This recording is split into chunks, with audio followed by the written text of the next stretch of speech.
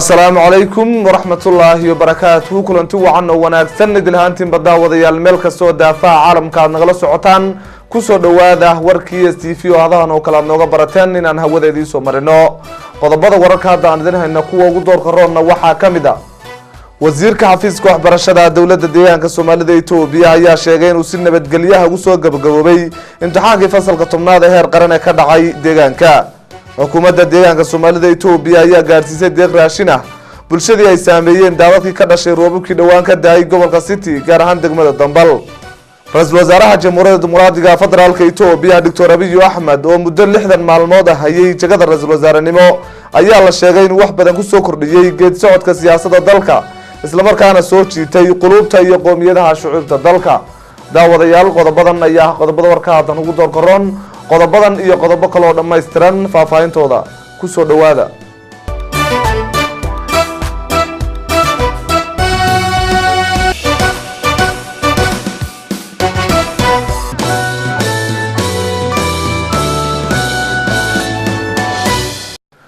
markale kulanti wacan oo wanaagsan hadana ku soo dhawaada qodobadii warka oo dhameystiran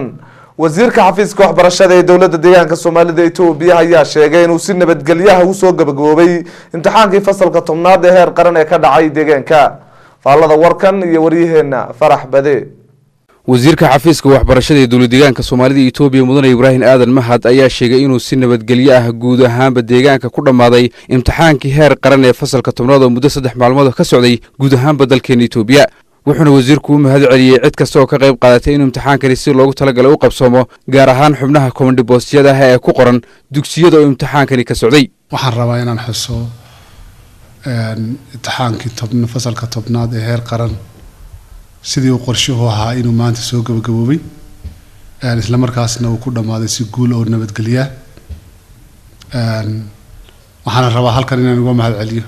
dhammaan dadkii ka qayb qaatay in imtixaankaasi uu dhaco si habsami ah ay ugu horeeyaan xubnaha command post-ga heer deegaan xubnaha mas'uuliyiinta command post-ga heer gobol xubnaha command post-ga heer degmo dhammaan bahda waxbarashada heer deegaan heer degmo iyo heer dugsi intaba waxaa hubaal ah in dadaalka dheer ay galeen ay suuro gelisay in imtixaankani si nabadgelyo uu ku dhaco isla markaasna qorshihii iyo ku talagalkii loo baahnaa in laga gaadho mudane Ibrahim Aadan Mahad wasiirka xafiiska waxbarashada ee dawladda deegaanka Soomaalida Itoobiya ayaa sidoo kale sheegay inuu u rajaynayo ardayda natiijo wanaagsan oo ka sareysatay sanadkii hore isagoo sidoo kale wasiirku sheegay in loo diyaar garoobo imtixaanka uu diyaar garowga jaamacadaha ee fasalka 12aad oo si rasmi ah dalka uga bilaaban doona 27 bisha 9aad 2010 tiris taariikheedka dalkeena Itoobiya ardayda muddada 3 bari ahayd iyaguna waqtigooda u hore uu si ay u gaadhaan natiijadii muddada sanadka ah ay hiigsanayeen marka waxaan leeyahay ayagana u rajaynayaa inay gaadhaan guul isla markaasna ka keenaan dhibcaha sareeya imtixaankan intaa ka bacdi waxaa jira imtixaankii 12aadka oo bilaabmi doona 27 bisha 9aad ee Gumbood 2010 sida taariikhda Itoobiya ama maalinta Isniinta ay nagu soo foodle marka waxaan ku boorinayaa dhammaan dadyoga ay khusayso guud ahaan arrimaha imtixaanku ama ha noqdaan mas'uuliyiinta heer gobol kuwa heer deegaan iyo kuwa degmooyinkaba iyo maamul magaalooyinka intaba in dadaalkii ay muujiyeen hadda ka hor imtixaanka 10aadka in sideedii u muujiyaan tanna ilaa inta uu ka dhamaanayana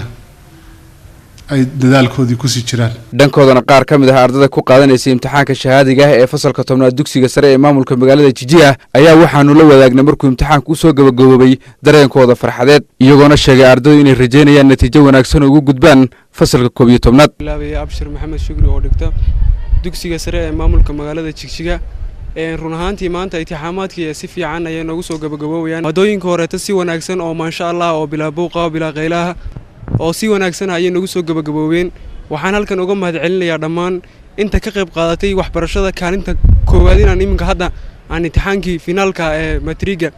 inaan gallo ka qayb qaadatay oo ugu horeeya maamulaha dugsiga dhinac walba naga soo dadaalaysay si aan u gaadhno horumarkaanaga iyo mustaqbalkaanaga kuwaas oo ahaa waalidkaanaga labaad oo si fiican oo tarbiya leh loo soo abaabulay hadii aamin inaan wax barano oo natiijo ka gaadhnana ilaa hadda heerka nala soo gaadhay magacayga saddexan waa Nasra Maxamed dhigata dugsi sare magaalada maamulka Jijiga galaaska tanji imtixaanku intuu socday wallahi si fiican buu socday واحدة بربلين واحد من لما نأكل من إن شاء الله وحنا نتيجوين في عنا نأكل إنه أدوي لين كستون نقصد دالي معلمين اللي استدارين أفرلات نقص على برير كشرني إن شاء الله وحنا إننا نتيجة في عن كأنه xukuumadda deegaanka Soomaalida Itoobiya ayaa gaarsiisay deeq raashin ah bulshadii ay saameeyeen daadad ka dhashay roobabkii dhawaan ka daay gobolka City gaar ahaan degmada Dambal faalada warkana waxa ay noo soo diray wariyahana laba inooga soo warrama gobolka City wariye Cadaalad Cad Fataax daadad ka dhashay roobab dhawaan ka daay gobolka City ayaa saameyn ku reebay tuulooyin kala duwan oo kamid ah gobolkaasi qablaha dhuure oo ka tirsan degmada Dambal wuxuu kamid yahay goobaha daadkaasi oo khasaaraha u geystay hadaba xukuumadda dawladda deegaanka Soomaalida Itoobiya oo ka duuleysa badbaadada shacabkaasi ayaa deeq raashin gaarsiisay shacabka ku nool qablaha dhuure ee degmada Dambal ee gobolka City waxaana deeqdan isugu jirtay sonkor bariis baasto saliid iyo maacuun kale waxaana deeqdan waday la taliyaha madaxweynaha dhanka saxaafadda ana wasiirka TV-ka dawladda deegaanka Soomaalida Itoobiya mudane Maxamed Bile Xasan iyo gudoomiye ku-xigeenka gobolka City hadaba qaybtaankii deeqdaasi kadib shacabka ku dhaqan qablahaasi dhuure oo waraysi la yeelanay ayaa soo dhaweeyay deeqdan ay dawladdu soo gaarsiisay waana kuwan iyagoo dareenkooda cabiraya waxaan ka tirsanahay degmada Dambal waxaan marka ugu horeysa u mahadnaqayaa dawladda deegaanka iyo maaragtay gobolka iyo degmada iyo dawladda xukuumadda iyadu sida ay uga soo galeen maaragtay dadaalka ay soo galeen ayaan u mahadnaqayaa wuxuu ka kooban yahay saliid baasto sokor bariis ayuu ka kooban yahay maanta alxamdulillaah rabbil caalamiin dawladdeena sharafta leh si fiican bay noogu soo gurmatay raashinka maanta la bixiyay wuxuu ka koobnaa bariis saliid baasto saabuun jirikaan بالديو عين والبولها الحمد لله رب العالمين دولة شرفت لنا نصيصي sidoo kale la taliyaha madaxweynaha ahna wasiirka TV-ka dawladda deegaanka Soomaalida Itoobiya mudane Maxamed Bile Xasan ayaa goobtaasi ka hadlay waxaana hadaladiisa kamid ah sida tan waa dadkii magaalada ku qaadeen 150 qoys waxaan magaalada maanta noo keenay wax weyn mucaawino yar oo gizaawi ama tuu magaalada waqti kooban ay isticmaalaan dhankiisana ku-siisimaha gudoomiyaha ahna gudoomiye ku-xigeenka gobolka City mudane Cabdishakuur Aadan Faarax oo saxaafadda goobtaasi kula hadlay ayaa sheegay in deeqdani tahay mid ay xukuumaddu u soo dhibtay shacabkeeda waxa isku jira raashinku waa sokor bariis iyo saliid iyo noocyo kala duwan baa isku jira marka runtii shacabkuna aad bay ku faraxsan yihiin arrintaasaan u soconaa dada abtaasha macbuub telefishinka caalamiga ee TV qablaha dhuure ee degmada Dambal ee gobolka City waxaa xarunta gobolka Doole ee magaalada Wardheer ka qabsoomay tababar ku saabsan sidii xog looga heli lahaa cudurrada xoolaha ku dhaca oo ay ka soo qayb galeen xirfadlayaasha caafimaadka xoolaha oo ka kala socday degmooyinka uu ka kooban yahay gobolka Doolo faalada warkana waxa ay noo soo jeedinaya wariyaheena Axmed Nuur Cabdiwali ka socday xafiiska xoolaha iyo horumarinta reer guuraaga ee dawladda deegaanka Soomaalida Itoobiya ayaa kulan tababar ah u qabtay xirfadlayaasha caafimaadka xoolaha oo ka kala socday degmooyinka uu ka kooban yahay gobolka Doolo kulankan tababarka ah oo ka qabsoomay magaalada Wardheer ee xarunta gobolka Doolo ujeedadiisuna ahayd sidii xog looga heli lahaa cudurrada xoolaha ku dhaca ee degmooyinkaasi si jawaab looga bixiyo daawooyinka ay u baahan yihiin xooluhu loo siiyo waxaana tababarkan loo qabtay xirfadlayaasha caafimaadka xoolaha ee degmooyinka gobolka Doolo ugu horeyn waxa ka hadlay ujeedada tababarkan gudoomiyaha gobolka Doolo mudane Maxamed Kaahin Xooshe oo sheegay in ay ka faa'iideystaan tababarkan xirfadlayaasha caafimaadka xooluhu waxaad ogsoontihiin deegaankeenu maadaama boqolkiiba 85 aan nahay dad xoolo dhaqataa xoolahana ku hodana ayaa istiraatiijiyadaha lagu kubcinayo dhaqaalaha qoyska salkana ku haysa qorshaha kobaca iyo isbeddelka dhaqaalaha wejigiisa labaad ayaa waxaa la qaatay sidii mobile health teamka caafimaadka dadka xoolo-dhaqatada loo gaarsiin lahaa ayaa sidoo kalena xoolaha laftoodii in loo sameeyo veterinary mobile team ayay xukuumaddu qaadatay taasoo ujeeddada ugu weyn ee laga leeyahay ay tahay si lagu kobciyo dhaqaalaha qoyska xoolo-dhaqatada ah isla sidoo kale in la cilib tiro dhammaan xanuunada kala duwan ee saameyn kara ama ku dhici kara xoolaha nool ee aan leenahay in sidoo kale la xakameeyo xanuunada ka soo gudbi kara xuduudaha dhinaca kale xubnihii ka kala socday degmooyinka gobolka Doolo ee loo qabtay tababarkan ayaa sheegay inay ka faa'iideysan hayaan tababarkan ugu dambeyntii waxaan waraysi la yeelanay tiimkii ka socday xafiiska xoolaha iyo horumarinta reer guuraaga ee dowladda Soomaalida Itoobiya oo sheegay inay dadaal ugu jiraan sidii ay bulshada deegaanka ugu adeegi lahaayeen tababarka waxaan ka hadlaynaa surveillance iyo disease reporting systemka sidii loo baari lahaa degmo walba u baari lahaa cudurrada ka jira oo ogaan lahayd una soo bandhigi lahayd cudurradaas oo ay soo qori lahayd disease reporting systemka ay kilka u gudbin lahayd kilkuna oo heer federal ku soo gudbin lahaa la isku xidhan lahaa ayaan faahfaahinayna insha Allah tababarayaasha marka waxaan leenahay dhammaan tababarayaashu inay ka faa'iideystaan inta muddada socon tababarka Nuur Cabdi Wali telefishinka caalamiga iyo STV gobolka Doolo tababar ujeedadiisu ahayd kobcinta garaadka aqooneed oo loo qabtay shaqaalaha ka howlgala barnaamijka BSMB ee 7 degme uu ka jiro barnaamijka BSMB ee gobolka Qoraxay ayaa ka qabsoomay magaalada Qabri Dahar faallada warkana waxa inoo haya wariyaheena Daahir Cabdi Nuur tababarkan oo uu soo diyaariyay xafiiska beeraha iyo horumarinta kheyraadka dabiiciga ee dowladda deegaanka Soomaalida Itoobiya ayaa loo qabtay 8 xubnood oo ka socday 7 degmo ka mid ah degmooyinka gobolka Qoraxay oo isugu jira fuliyaasha mashruuca BSMB ee damaanad qaadka cuntada iyo kuwa xafiisyada beeraha sida khabiirada iyo DA-yada ee ka howlgala degmooyinkaasi gobolka Qoraxay haddaba tababarkan oo ujeedadiisu aad kor u qaadida garaadka aqooneed ee xubnahani ka howlgala mashruuca BSMB iyo xafiisyada beeraha ee degmooyinkaasi gobolka Qoraxay ayaa ka furmay hospitaalka magaalada Qabri Dahar ee gobolka Qoraxay waxaana furitaanki tababarkani ka hadlay kusimaha gudoomiyaha gobolka Qoraxay ahna madaxa arrimaha siyaasadda ee gobolka Qoraxay mudane Axmed Yaasiin Cali oo sheegay ujeedadii ahmiyadda tababarkan kulana dardaarmay tababarqaatayaasha inay ilaaliyaan saacadaha iyo muddada uu socdo tababarkani si ay uga faa'iideystaan tababarkan maanta halkan ugu furmay waxa loo qabtay waa tababar loo qabtay degmooyinka gobolka Qoraxay tababar loo qabtay tababarkan oo looga baahan yahay in barnaamijkan BSMB mashruucan oo runtii ahmiyad ballaaran la siinayo isla markaana hadday tahay doonarkii hadday tahay federaalka hadday tahay deegaankaba iyo hadday tahay gobolka Qoraxayba maadaama uu dad badan oo macnaha barnaamijkan ku xiran ay jiraan oo faa'iidooyin kala gedisan hadday tahay mashaariicda macnaha dadka beneficiary-ga la siinayo hadday tahay kuwii dhismayaasha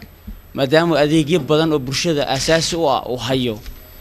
waxaa loo baahan yahay inaad idinku tababarka maanta degmooyinka gobolka Qoraxay ee 7 degma dhammaantood iyagoo iska kaashanaya barnaamijkan maadaama fulinteeda leeyihiin waxaa la idinka baahan yahay inaad barnaamijkan sidii loogu talagalay oo ummadda adeeg ugu qabto tababarkan oo ay cashiro ka bixinayaan khabiiro aqoon durugsan u leh ayaa socon doona muddo 7 cisho ah waxayna ku qaadan doonaan tababarqaatayaashani cashiro la xidhiidha fidinta beeraha iyo waliba sidii ay faham buuxa uga qaadan lahaayeen mashruuca barnaamijka BSMB ee ka howlgala degmooyinkaasi gobolka Qoraxay waxaana la rajaynayaa marka uu soo gabagabo tababarkani inay tababarqaatayaashani ka heli doonaan aqoon kor u qaadaysa awoodooda fulineed Daar Cabdi Nuur STV gobolka Qoraxay وهاجاك داوديال halkan nagala socotaani waa ESTV studiisa magaalada Jigjiga intaas hadaan kaga gudubno qodobadii wararkan idinka haynay deegaanka qodobada wararkan idinka hayno dalka ra'iisul wasaaraha jamhuuriyadda dimuqraadiga federaalka Itoobiya Dr. Abiy Ahmed oo muddo 60 maalmood hayay jagada ra'iisul wasaarenimo ayaa la sheegay in wax badan ku soo kordhiyay geed socodka siyaasadda dalka isla markaana uu soo jiitay qulubta iyo qoomiyadaha shucuubta dalka faallada warkan iyo Ibrahim Cabdi Muuse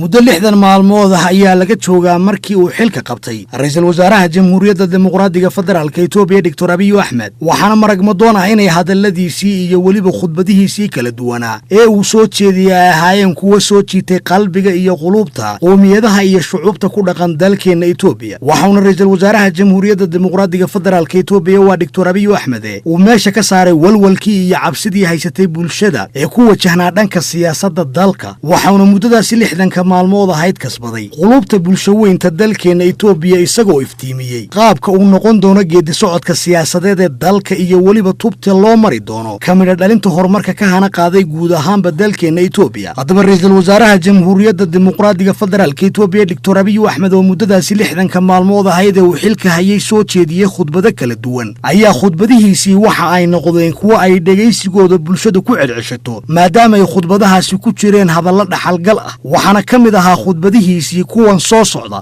ኢትዮጵያ የሁላችን ሀገር የሁላችን ቤት ናት በአንድ ሀገር ውስጥ የሐሳብ ልዩነት ይኖራል የሐሳብ ልዩነት እርግማን አይደለም ልዩነት እንዳለ ሆኖ መደማመጥና በመርህ ላይ ተመስርተን መግባባት ስንችል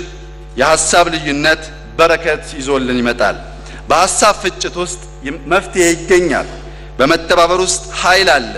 ስንደመር እንጠነክራለን dalkeena Itoobiya waa mid inaga dhaxeeya oo aynu wada jir u wadaagno waana gurigeennii magac wadan marka la soo hadal qaadana waxa gudihiisa laga heli karaa fikirro kala duwan oo aan midna midka kala la mid ahayn laakiin waxa laga maarmaan ah in aynu dhammaanteenba ogaano inayna fikirradaasi kala duwani ahayn habaar kala duwanaanshuhuna isagoo halkiisa ah haddana waxa loo baahan yahay inaynu isdhegaysano oo aynu isfahanno inaga oo cuskanayna midnimadeena marka aynu sidaasi samaynana fikiradeena kala duwan waxa ka dhalanaysa arrin wanaagsan oo baraka leh kadibna waxa halkaasi ka soo baxaya xalkii la rabay waxa kale oo laga maarmaan ah inaynu ogaano inuu istaageersigeenu keenaya awood maxaa yeelay marka aynu fikirkeena aqligeena aqoonteena tamarteena iyo wixii la midka isku darno waxa inoo soo baxaysa quwadii aan rabnay ee aan u baahnayn shay kasta oo adagna waxa fura isku duubnideena iyo midnimadeena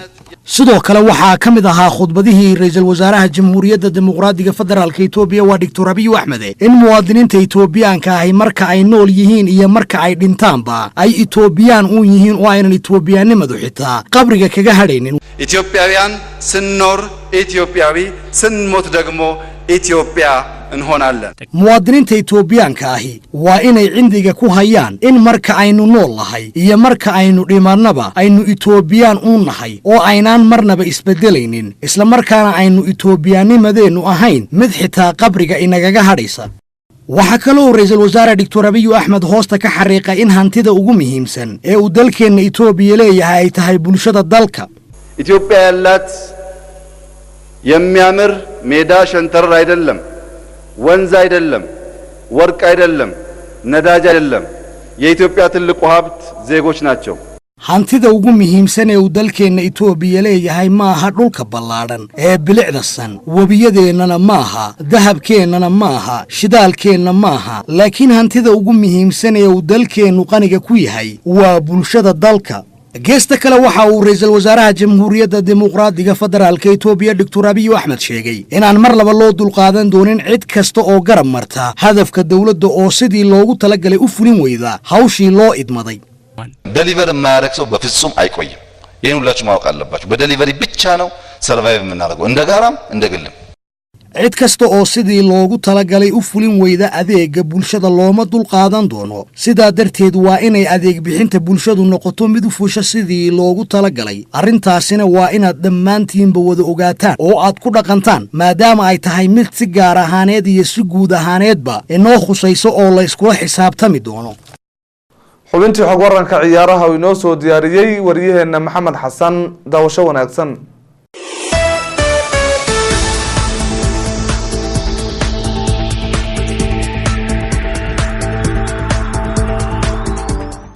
tababaraha kooxda kubadda cagta Real Madrid ee Zinedine Zidane ayaa sheegay inuu isaga tagi doono shaqada tababarnimo ee kooxda Real Madrid 5 maalmood kadib markii uu qaaday kooxdaasi UEFA Champions League markii saddexaad oo xidhiidh ah isaga oo sheegay in kooxda u baahan tahay isbedel kale. Zidane ayaa shir jaraa'id uu qabtay ku sheegay in wax waliba isbedeleen taasina ay sabab u noqotay go'aanka uu qaatay ee ah inuu kooxda isaga tago. waxa uu ka tagay kooxda Real Madrid isagoo u qaaday 3 jeer oo isku xigta Champions League hal jeerna kula guuleystay La Liga tan iyo bishii June sanadkii 2016 markii uu la wareegay shaqada kooxdaasi. Zidane oo wareysi bixiyay waxa uu sheegay inuu jecel yahay kooxdan waxayna u baahan tahay uu yiri kooxdan inay sii wadato guulaha isdaba joog ah isla markaana kooxda ay rabto isbedel kale iyo hab kale oo cusub. Zidane 45 jir ayaa qabtay shaqada Real Madrid kadib markii Rafa Benitez laga eriyay shaqada kooxdaasi waxa uuna maamulay 149 kulan waxa uu guul gaadhay 104 ciyaarood halka 29 kulan barbaro uu galay celcelis ahaan 69.8 boqolkiiba. Zidane ayaa guulo ku hogaamiyay kooxda Real Madrid waxa uuna kula guuleystay 9 koob. Si kastaba haatee Real ayaa ku dhameysatay kaalinta saddexaad ee La Liga xilli ciyaareedkan 17 dhibcood ay ka dambeysay kooxda ku guuleysatay La Liga ee Barcelona oo sidoo kale ku guuleysatay Copa del Rey. guusha Zidane ee UEFA Champions League ayaa ka dhigtay inuu barbareeyo rikoorada Bob Paisley oo 3 jeer Liverpool u qaaday Carlo Ancelotti oo 2 jeer AC Milan kula guuleystay hal jeerna Real Madrid la qaaday waana tababaraha kaliya ee tartanka UEFA Champions League 3 jeer oo xiriir ku guuleystay. Real ayaa haatan raadinaysa tababaraha afraad muddo 5 sano gudahood ah. tababaraha Tottenham Mario Pochettino ayaa la xiriirinaya Real Madrid. ciyaaryahanka reer Argentina ayaa heshiis 5 sano ah u saxiixay kooxda Tottenham toddobaadkan. tababaraha Juventus Massimiliano Allegri ayaa sidoo kale laga yaabaa inuu qayb ka noqdo liiska tababarayaasha Real Madrid ay doonayso halka Arsene Wenger oo 20 sano kadib isaga tagay kooxda Arsenal laga yaabo kooxda Real Madrid inay u dhaqaaqdo. dhanka Talyaanigana tababare Mazzurri Sarri ayaa kooxda Real Madrid ay u dhaqaaqi kartaa. go'aanka ku aadan cidda bedeli doonta tababare Zidane ayaa waxaa leh madaxweynaha kooxda Real Madrid Florentino Perez. isku soo wada duuba bixitaanka tababare Zinedine Zidane ayaa imanaysa kadib markii Gareth Bale iyo Cristiano Ronaldo ay sheegeen inay ka fiirsanayaan si joogitaanka kooxda Real Madrid. ugu dambeyntiina kooxda Rome ee dalkaasi Talyaaniga ayaa ku dhawaaqday saxiixa xidiga daafaca ka ciyaara ee Ivan Marcano kaasi oo noqday saxiixii labaad ee ay kooxda sameysay suuqa kala iibsiga xagaagan. Marcano 30 jir ayaa qalinka ku duugay heshiis 3 sano oo ku joogi doona garoonka kooxda Roma kaas oo dhici doona sanadka 2021 isagoo sidoo kale haysta 1 sano oo dooq ah oo heshiiskiisa uu ku kordhin karo. daafacan ayaa 4 xilli ciyaareed ugu dambeysay ku soo qaatay kooxda reer Portuguese ee FC Porto waxa uuna kooxda Roma ku yimid si xor ah kadib markii qandaraaskiisa uu dhacay. ciyaaryahankan oo wareysi bixiyay ayaa waxa uu sheegay inuu aad ugu faraxsan yahay inuu yimaado kooxda Roma isagoo sheegay in kooxdan ay tahay koox weyn isla markaana uu ku soo baxayo qaab ciyaareedkiisa. Marcano ayaa kooxda Porto u ciyaaray 150 kulan isagoo kooxda reer Portuguese kula guuleystay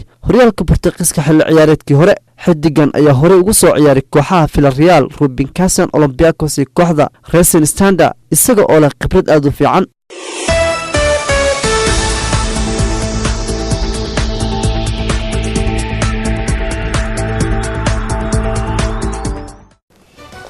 وهاجاك داوديال inta waxayna ugu eeg warkii aad kala socoteen TV-ga caalamiga STV xaruntiisa magaalada Jigjiga warka waxa idin la socodsiinaya anigu Cabdiid Maxamed aniga asxaabta kale sida sare gal qayb qaadatay anagoo isku duban waxaan leenahay Ramadaan Kariim